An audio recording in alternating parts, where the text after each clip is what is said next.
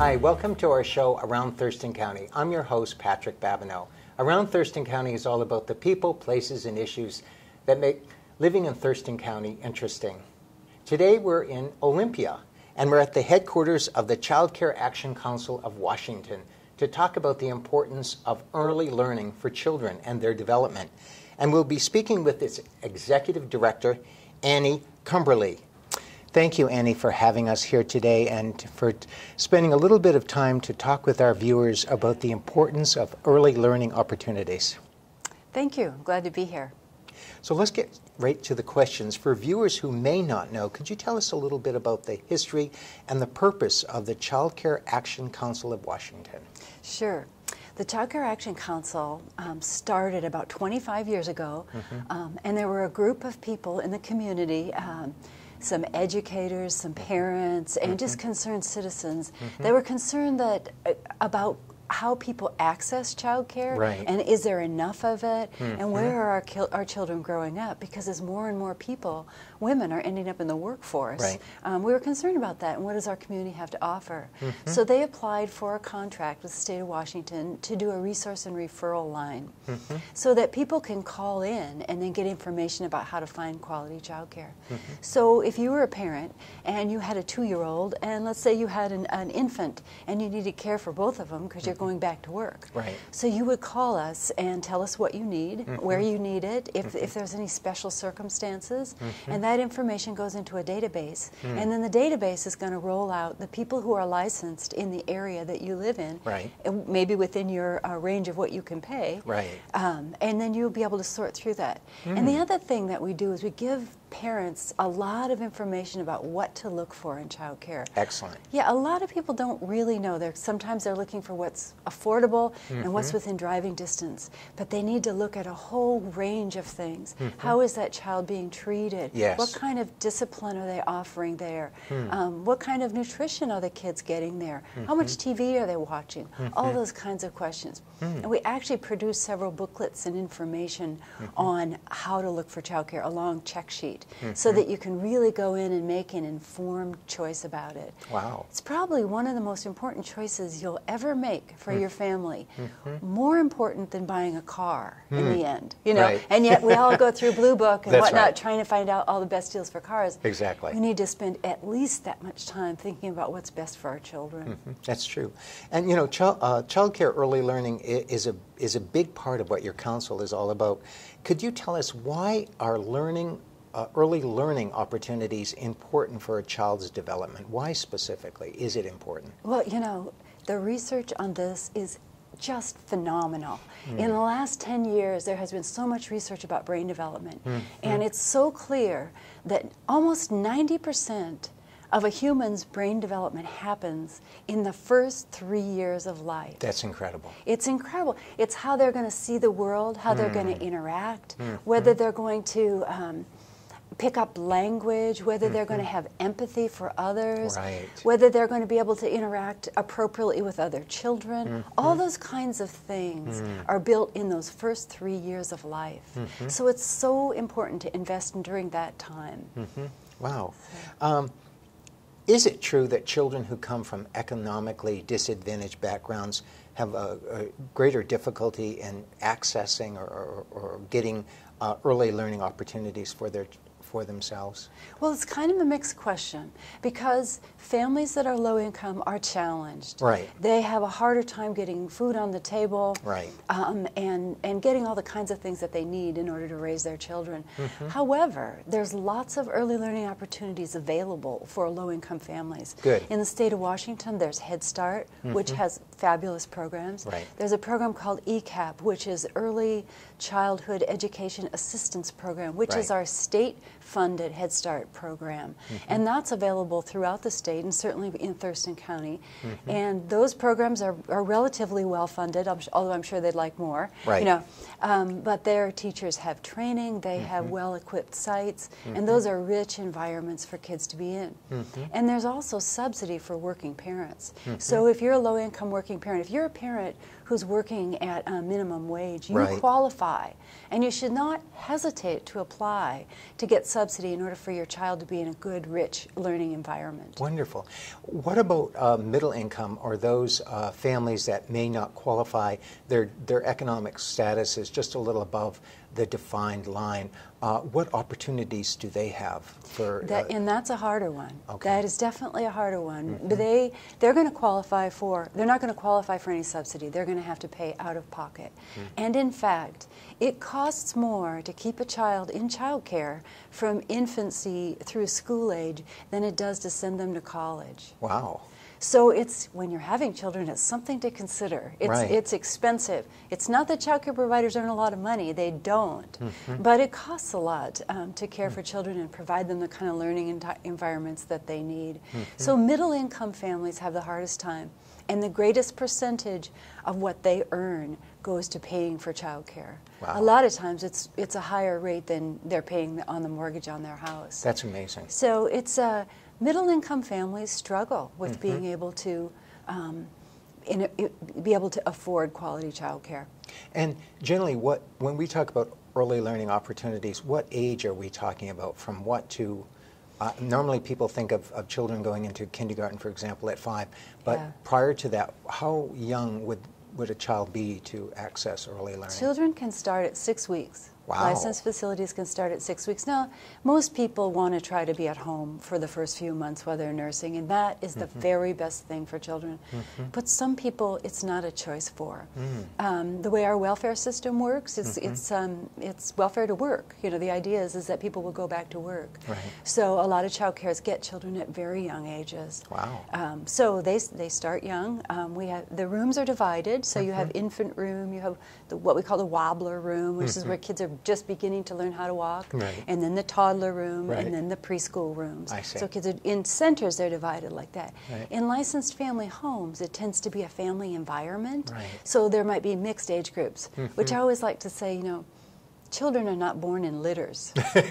You know, they're not born in litters, so it's not like you have 8 2-year-olds, well, some people do, but most people don't have 8 2-year-olds at the same time. That's you might right. have a mixed age group, Right. which is delightful because the older kids share with the younger kids, and the younger kids get to benefit from that. And that can be a really nice arrangement. That's great. What are some of the specific programs that your child care council provides children to get that early learning experience? Well, I think the first program that I mentioned was the resource and referral, and that's sort of our core program that we started with, where we keep the database and we keep track of every licensed child care provider and their training and that kind of thing. So that is actually a call center right now, so it's always available, and it's available in any language. Oh, well, wonderful. I don't know if it's every language, but many languages. So that's one of our core programs. The next one is a new program called Early Achievers. And Early Achievers is a quality rating system. So like if you were to go to a hotel, you might decide you're not going to pay for a 5-star hotel. Right. You really just need a 3-star hotel. Well, each child care provider has to meet quality standards along that scale. Oh. So they're going to be rated on not only their education, but their experience. And it's not how many hours they've spent in a classroom. They're actually going to document how they carry out what they learned. So they're going to be evaluated on their environment, and they're going to be evaluated on how they interact with children. That's wonderful. It is. It's actually, you know, one of the things I often say to parents is don't look at how the child care provider treats your child when you're there. Look at how she treats the other children, because that's how your child is treated Exactly. when you're not there. That's right. So that's really the most important key ingredient to any child care environment is the relationship between the provider and the child. That's where the magic happens. That's where kids feel empowered and loved and cared for and learn things. Wonderful. So that's a critical piece that they need to look for. So that's what Early Achievers is building upon. There's a big effort right now. The state of Washington got a $60 million grant, Race to the Top grant, which is being implemented, and we're actively engaged in that here in Thurston County. So we're bringing on a lot of new people who want to improve the quality of their child care, and all parents are going to benefit from Great. that, and children. Fantastic. So So that's early achievers. The other one that we have is the Child Care Professional Development Academy. And that is child care providers right now, the only requirement they have is to have a high school education and then 30 hours of training within the first 2 years of being licensed. Now, if you're a hairdresser, you have to have a lot more than that. If you are a massage therapist who massages horses, you have to have a lot more than that. Right. So it's really, it's underestimated the amount of training that providers can really benefit from. Right. So we provide ongoing trainings, we provide conferences on a regular basis, and we provide a program called a CDA, Child Development Associate, and that is a 9-month class. And I sat in on that the other day. It was the last day of the class, and so many of the providers said they had no idea what they didn't know. And these are people who've been doing the business for 20 years. These are people who raise children of their own, that when they really took this time to understand child development and look at how children learn and how to set up a rich environment for children, they just so blossomed into in improving their quality and feeling better about their jobs, feeling better, enjoying their work a lot more. That's very important. The other one that we have is the Raising a Reader program, and this is the most delightful program. What it is that each child in a child care setting, and we work with settings that that serve low-income children. So at the beginning of the year, they get a red bag with a zipper on the top that says Raising a Reader on it. And then it comes with 4 books, and every week they rotate those books. So a child in a home that might have 1 or 2 books or maybe a magazine or something, by the end of that year they will have read over 100 books. Wonderful. So they're going to have that rich literacy. They're going to have much better vocabulary, language. And the other thing that it does, it creates this magic between the parent and the child in a bonding situation. I was talking to one dad who was telling me that, I mean, of course, he adores his little son, but he didn't really have a good way to interact with him. So now every night they sit in a special chair and they share this story together. And it's just so sweet that he's taking that time.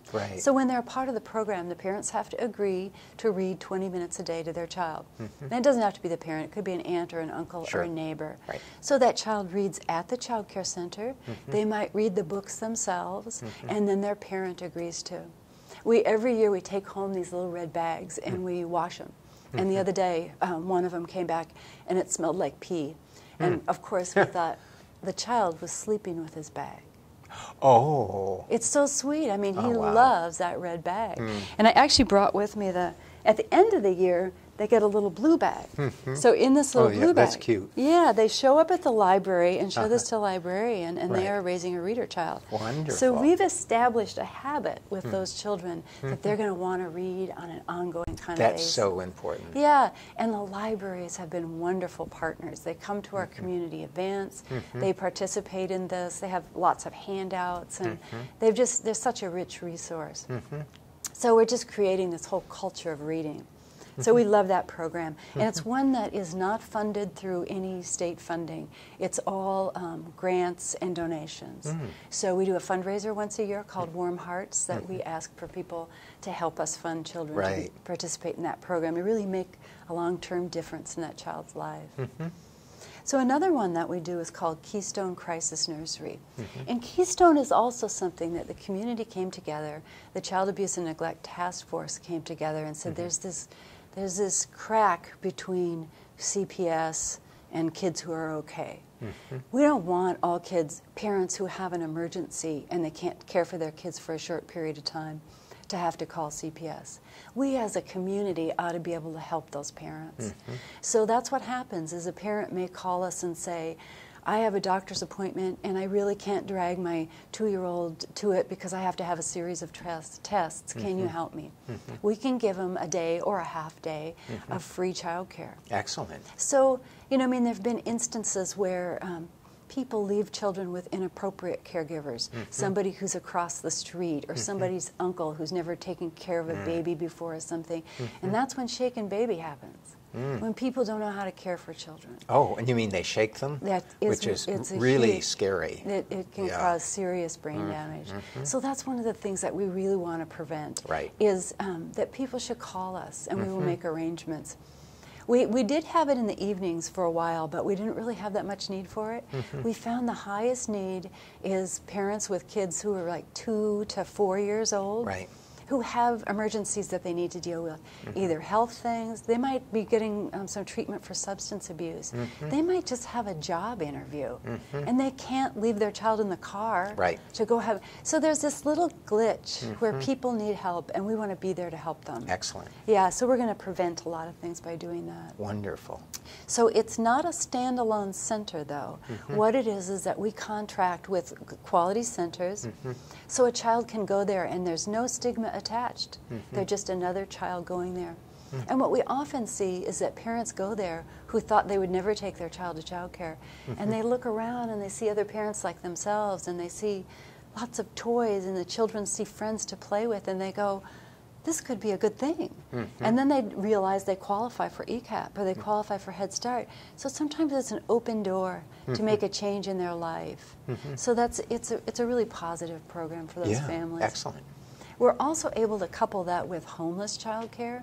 So if a family is homeless living in a car or something, they can get their kids into child care. And you think about what a dull environment it is to be put up in a hotel room or in the back of a car, sleeping in a tent for a child. If they go here, they're going to have breakfast and lunch and snack. They're going to have a nap. They're going to have books. They're going to have toys. They're going to make friends.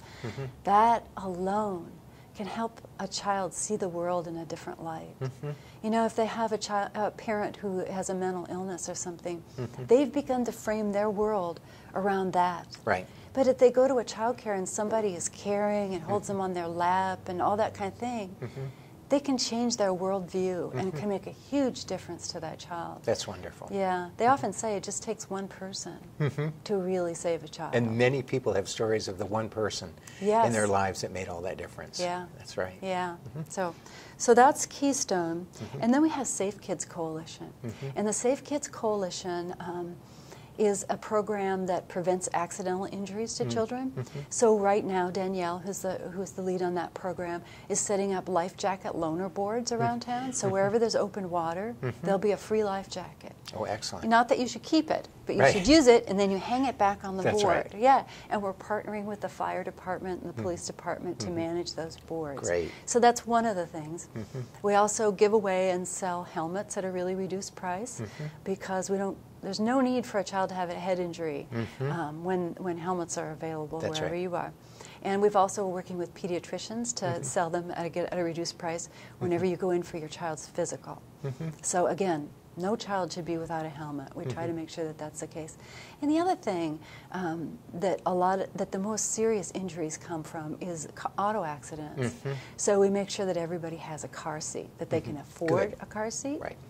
And that they're installed properly. So we work, again, with the fire department and the police department to make sure that they're installed properly. Wonderful. So that's an exciting program.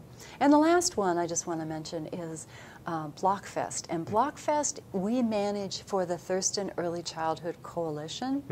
And what it is, it's a math science exhibit that travels, and it has 5 different stations of blocks. Because what the research has found is children learn math skills and some science skills through playing with blocks. Right. Things like spatial awareness and sequencing and all kinds of math concepts. Right. You probably remember my era, we played with Lincoln Logs. Yes, yes. So that was one of the ways. That's right. You learn to balance and to count and That's all that right. kind of stuff. So we take that exhibit around to elementary schools and anywhere that there's going to be young children that can play with it, just to introduce it. Wonderful. So, yeah. And that kind of ties in with our next question. How important is early learning to children? Doesn't it have a long-term impact on that child's development, potentially, in how they blossom in school, and even in ways to prevent, for example, juvenile delinquency? Absolutely. You know, the research that comes from the Minneapolis Federal Reserve Bank, which is their economists, have looked at the long-term outcomes. Actually, there's been several other studies that have documented this as well, that when you invest in young children, you save anywhere from $7 to $14 per dollar that you invest in early learning. That's amazing. So it's really important. And the kinds of things that they found is that when kids start school ready, then they're excited about learning, they have the skills to succeed, they connect with their teacher better, they're able to learn to read more quickly, and they're more successful in school. And if they're more successful in school, they're probably going to go to college, they're going to get better jobs, they buy houses, they don't end up in special ed, and they don't end up in the juvenile justice system. And this is very well documented over 40-year longitudinal studies. Wow. So there's no denying it. Right. It's really clear that investing in young children is an economic development strategy. When we had Rod Grimwald come and speak here, he said it makes a lot more sense than building a big baseball stadium. In terms of the amount of money that you get back for it. So economists and, as we plan for the city, investing in children is what's going to make money in the long run for a community. And didn't you said something earlier when we were talking before the show started, something about how some police departments actually figure in the number of jail or prison beds they need based on, what was that you were talking about? Yeah, so what they say is that police departments or prisons will make a decision on how many jail beds they're going to need based on how many children can't read in the 3rd grade. In the 3rd grade, wow. Because if they get to 3rd grade and they can't read, it's almost impossible for them to catch up. Wow. And so they're going to, and when they start to fail, they don't have a lot of other options open to them, and then they get into trouble. Wow, that's really important, isn't It it? is so important, and again, to get them early enough so success becomes a part of who they are and not failure upon failure. How did you get involved in this work? I started my social work kind of career working for Child Protective Services. And I went into it because I was naive and I thought I wanted to save children. Sure. I truly wanted to make a difference in the lives of children. But what I saw was, by the time you have to wait for a child to be abused or neglected, you've missed an opportunity. The thing to do is do prevention. Right.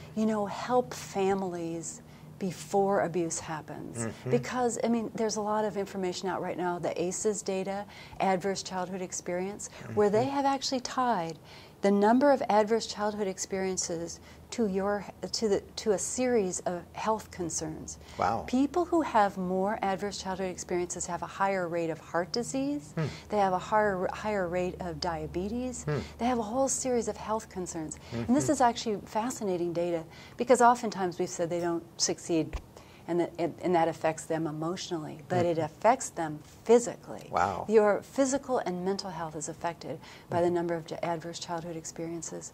So that's significant. So to answer your question, I began to see that if I really, really wanted to make a difference, I needed to be in the field of prevention. Yes. And not intervention or after the fact. Now that's really important work, and bless those people who do it. Yes. But this is what I felt like I personally could make the biggest difference in. And what is your website address so folks can to check into what the council does? www.ccacwa.org. Wonderful. So yeah, there's tons of information on there. And that's where, by checking your website out, they can find out what programs are available, and also find out potentially how they can help if they want to volunteer. Yeah. Okay. We have a few volunteer opportunities. As I mentioned to you earlier, it's hard to just come in and volunteer at this kind of a program, because you have to have criminal history checks run, and you have to have training and stuff in order to volunteer.